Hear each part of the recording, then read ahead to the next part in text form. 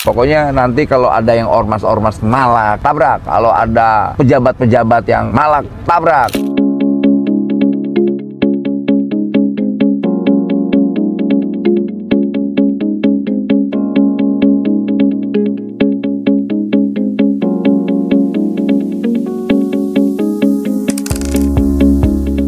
Ada kematian ataupun meninggal dari akibat dari pikul yang kerja seperti itu. Terima kasih sebelumnya atas datangnya. Setelah itu kita mengucapkan terima kasih. Terima kasih tuh Mas ya. Kamu udah bagus ya dalam norma K3-nya. Itu yang kita penting tuh. Karena nanti kan kita mau setiap kawasan ini patuh terhadap norma K3 itu. Hal ini menurut saya bagus sekali. TK-nya berapa orang? 800-an orang. 827 ya. Cuma jam kerja kita sudah di 1 juta lebih ya. 1 juta. Oke, prinsipnya begini. Soal TK itu kita tekankan kita tidak anti asing. Tidak anti asing gitu ya. Prinsipnya itu. Pekerja-pekerja dari China ini kan tingkat produktivitasnya tinggi, etos kerjanya bagus. Ya terkadang kan yang saya khawatirkan dapat orang-orang yang coba membangun narasi yang buruk. Kita harus pakai APD nih, ya, boleh nggak nih?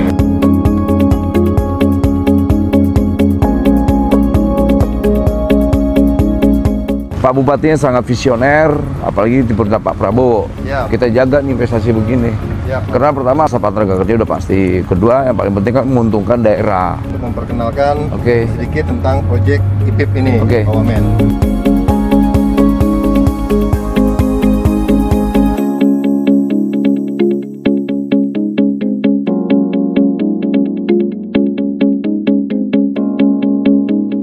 Lahannya gimana? Ada masalah nggak? Sementara ini sudah oke semua. Aman ya? Aman. Inilah rencana camp permanen nanti untuk semua karyawan. Tapi nggak TK doang kan? Semua kan? Semua, karyawan kan? Nah, itu yang penting. Nah, kita rencana beroperasi penuh di akhir 2026. 2026. Ini timeline-nya ini 2026. Cepat juga ya dari sini ke sininya ya. Setahun deh, berani juga ya. Hebat sih. Tadi seperti Pak Wamen sampaikan, etos kerja itu. Etos kerjanya. Kita kewajiban kita negara akan menjaga ini. Gitu. Selama ya pertama pajak wajib ya kan. Kedua pekerjanya gitu loh. Sama satu lagi jangan umur ya. Syarat mencari kerja jangan pakai umur. Ya, artinya kasih peluang kerja itu untuk siapapun yang mau bekerja. Prinsipnya mau bekerja. Di China itu kan yang penting mereka bekerja. Nggak dilihat umurnya, yang penting selama dia mau bekerja, dia dikasih pekerjaannya. Karena kan kita sudah mengeluarkan instrumen aturan itu. Sama jangan ani jasa. Siap, amin. Yang paling penting yang buat pekerja kerasnya itu jangan diinin dengan syarat-syarat yang memberatkan. Mau kakek selama dia mau kuat bekerja, kasih kesempatan bekerja. Biar mereka juga punya duit. Maksud saya ramah terhadap regulasi itu. Pak Bub tadi komitmennya, birokratnya aja kalau ada yang mengganggu, dipecat. Ini bentuk ketegasan beliau nih.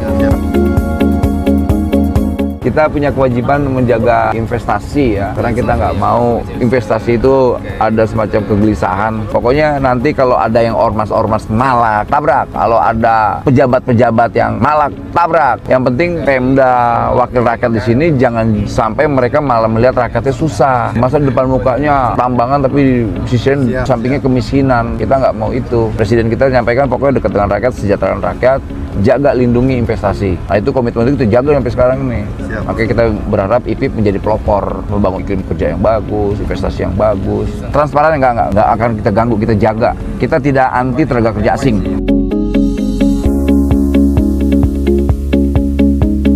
Nah, saya minta BLK kita disupport, tapi jangan duit, alat berat. Jadi mereka nanti jadi teknisi. Larinya ke sini juga, ke IPIP juga. Jadi maksudnya kirimnya mesin buat praktek mereka. Izin Pak Wamen, kita IPIP juga ada program pelatihan memang. Rekrutmen itu dilengkapi dengan pelatihan dulu. Ah, itu lebih bagus lagi.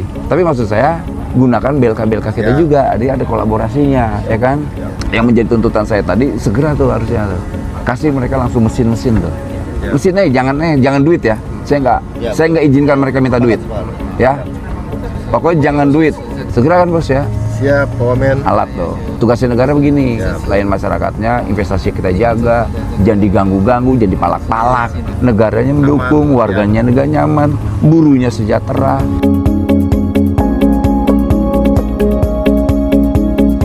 Jangan jadi alasan nanti gini, birokrat nyari-nyari kesalahan, diperes lagi nanti. Pak Bupati itu komitmennya luar biasa, dia bilang, kalau ada yang meres-meres, tabrak. Bagi saya juga bilang, kalau ada pejabat-pejabat, mau dari pusat kayak mau dari mana, kurang ajar, sikat. Oh, nanti peraturan perusahaannya kita minta ya. Nih Pak Kadis, mereka kan komit nih mau ngasih alat. Pokoknya jangan minta duit ya. Ya, siap. Pokoknya jangan minta. Kalau kita kan komitmennya yang layanan rakyat. Ini beliau ini luar biasa, serius. Beliau dan Pak Dewan ini, karena dia mau ngedidik rakyatnya, birokrat itu udah jangan bentuk duit. Kita ingin melibatkan masyarakat dalam proses pembangunan ini, melibatkan dalam pengertian pekerja lokal itu penting, harus dilibatkan. Karena kita lihat dari pernyataan Pak Bupati yang luar biasa berpihaknya terhadap masyarakat lokalnya, dia kan mikirkan kalau ada pertambangan di sini lantas kemudian masyarakat sekelilingnya tidak sejahtera, itu semacam kutukan alam dan mereka tidak mau melakukan hal itu. Belum lagi Pak anggota Dewan tadi, Pak anggota Dewan nih, beliau juga punya tanggung jawab sejarah. Jadi semoga direspon dengan positif ya. Jangan lagi membangun narasi-narasi atau jangan lagi sampai terkesannya masyarakat lokal itu pemalas. Itu yang membuat kita miris nanti. Ini momen sejarah. Ada anggota dewan, terus ada Pak Bupatinya yang berpihak pada rakyatnya. Ini tokoh yang luar biasa, ini tokoh Kolaka. Hari ini saya di kawasan IPIP Kolaka. Begitu luar biasa kawasan ini. Yang nggak kalah penting adalah industri dan manajemennya ramah terhadap regulasi yang menjadi bagian dari negara. Mereka tidak lagi nanti melakukan yang namanya penanaman ijazah. Kedua, syarat-syarat para pencari kerja terkait umur, tinggi badan dan sebagainya, mereka patuh terhadap syarat itu. Jadi ini adalah kesempatan dan momen bersejarah di mana industri kita berkolaborasi dengan negara dan juga pemerintah kota. Dan juga ada Pak Dewan yang hari ini hadir.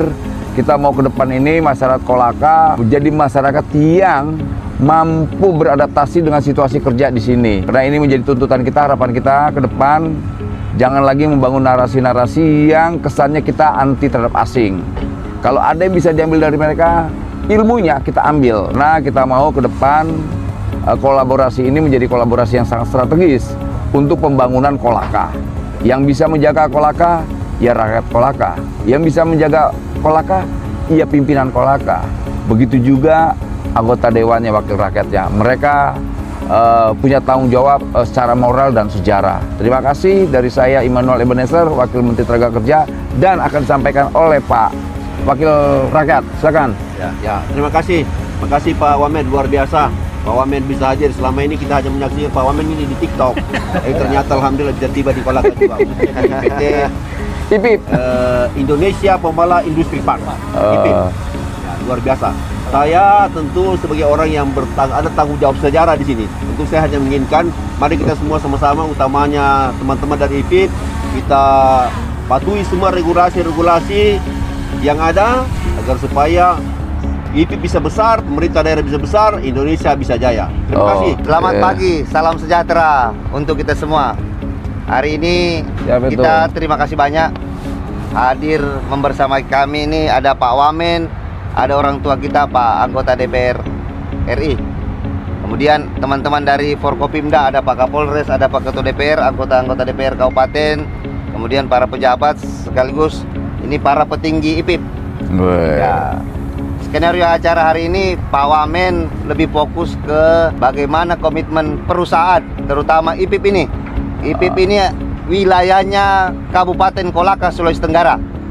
Ya, beliau datang secara konsen dan fokus untuk melihat kondisi bagaimana skema perusahaan IPIP ini merekrut tenaga kerja, baik tenaga kerja lokal maupun tenaga kerja yang di luar Kabupaten Kolaka.